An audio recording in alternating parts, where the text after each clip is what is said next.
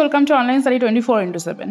আজকে আমি তোমাদের সাথে ইউজিসি নেট 2024 এর এক্সাম ডেট নিয়ে কথা বলবো। তোমরা সকলেই জানো জুনের যে সার্কেলটা ইউজিসি নেট 2024 এর জুনের সার্কেলে এক্সাম তোমাদের হতে চলেছে, সামনেই তোমাদের জুন আসতে চলেছে এবং তার ফিল আপ কবে থেকে শুরু হবে, অ্যাপ্লিকেশনের ডেট কবে থেকে, এন্ড কবে থেকে হবে এবং এক্সাম ডেট কীরকম হতে চলেছে সমস্ত বিষয় নিয়ে আজকে ভিডিওটি আমি আলোচনা করছি। তাই ভিডিওটি স্কিপ না করে অবশ্যই পুরোটা দেখো। তোমাদের ইউজিসি নেট 2024 এর জুনের যে জুনের সার্কেলের এক্সাম তোমাদের মোটামুটি 10 জুন থেকে তোমাদের 21 এই জুনের মধ্যে কিন্তু হয়ে যায়, 10 জুন থেকে 21 জুন। তাহলে 10 জুন থেকে 21 জুনের মধ্যে তোমাদের এক্সামটা হলে তার নোটিফিকেশান অর্থাৎ অ্যাপ্লিকেশান ফর্ম ফিল আপ শুরু তোমাদের ধরে নিয়ে যেতে পারো, তোমরা এপ্রিল থেকে মের মধ্যে স্টার্ট হয়ে যাবে। এপ্রিলে তোমাদের নোটিফিকেশান চলে আসে এবং তোমাদের মে থেকে তোমাদের অ্যাপ্লিকেশান স্টার্ট হয়ে যায় এবং তোমাদের 10 জুন থেকে 21 জুন যেদিন এক্সাম ডেট হয় সেরকম তার এক্সামটা হয়ে যায়। এখানে প্রত্যেকটা সাবজেক্ট তোমরা জানো, যারা তোমরা হায়ার স্টাডিজের জন্য তোমরা ইউজিসি নেট যারা দেবে সেই ইউজিসি নেটে তোমরা জানো যে প্রত্যেকটা আমাদের যে সাবজেক্ট, প্রত্যেকটা সাবজেক্টে তোমাদের ইউজিসি নেটে যারা এমএতে যেসব সাবজেক্ট আমাদের পড়ানো হয় প্রত্যেকটা সাবজেক্টে আমাদের ইউজিসি নেটে রয়েছে। তো ইউজিসি নেটটা প্রত্যেকের কাছে হায়ার স্টাডিজের জন্য আমরা বলতে পারি একটা খুব ইম্পর্টেন্ট একটা এক্সাম পার্ট। সেই এক্সাম পার্ট জুনের যে সার্কেলটা রয়েছে সেই সার্কেলটা আমাদের 10 জুন থেকে 21 জুনের মধ্যে হয়ে যাবে এবং তোমরা অনেকেই ইউজিসি নেটের জন্য ওয়েট করছো। তাই ইউজিসি নেটের জন্য শুধু ওয়েটই করছো না, অনেকেরই মনে হচ্ছে যে কবে আসবে নোটিফিকেশান বা কবে তোমরা অ্যাপ্লিকেশান ফিল করা শুরু করবে।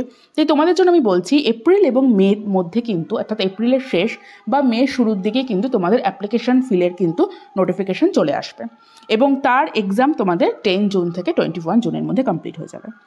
এছাড়া ইউজিসি নেটের যে সমস্ত সিলেবাস, প্রত্যেকটা সাবজেক্টের সিলেবাস, তোমাদের যদি কোনো সাবজেক্টের সিলেবাস তোমাদের জানতে হয় বা তোমাদের কীরকম সেই প্যাটার্ন, এক্সাম প্যাটার্ন সেই বিষয়ে তোমাদের জানতে হলে তোমরা অবশ্যই আমার কমেন্ট সেকশনে জানিও, আমি তোমাদের জানিয়ে দেবো।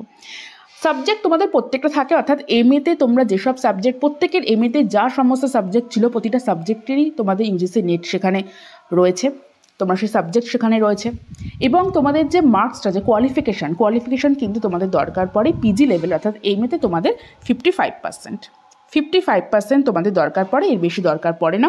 এটা থাকলে কিন্তু তোমরা অ্যাপিয়ার হতে পারবে এক্সামে। এবং তোমরা জানো হায়ার স্টাডিজের ক্ষেত্রে নেটটা কতটা ইম্পর্টেন্ট, আমাদের পিএইচডি বলো এবং আমাদের সিএসসি বলো অর্থাৎ কলেজ সার্ভিস কমিশন, প্রতিটা ক্ষেত্রেই হচ্ছে নেটটা ইম্পর্টেন্ট।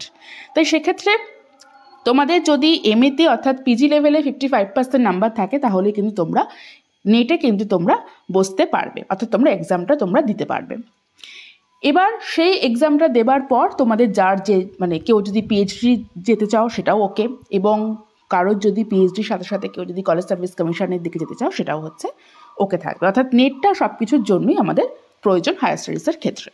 শেষে বা মের প্রথমে যখনই নোটিফিকেশান আসবে এবং নোটিফিকেশান আসলে তোমাদের সাথে অ্যাপ্লিকেশনের ডেট, এন্ড ডেট এবং কত ফিস রয়েছে এই সমস্ত বিষয়গুলো নিয়ে আলোচনা করবো। এছাড়া আমি তোমাদের বারবারই বলছি, কারোর যদি কোনো সাবজেক্টের সমস্যা থাকে, যে সিলেবাসটা আমরা জানি না, যে কোনো সাবজেক্টে সেটা হতে পারে, সেই সিলেবাস নিয়ে আমি অবশ্যই তোমাদের সাথে আলোচনা করে দেবো।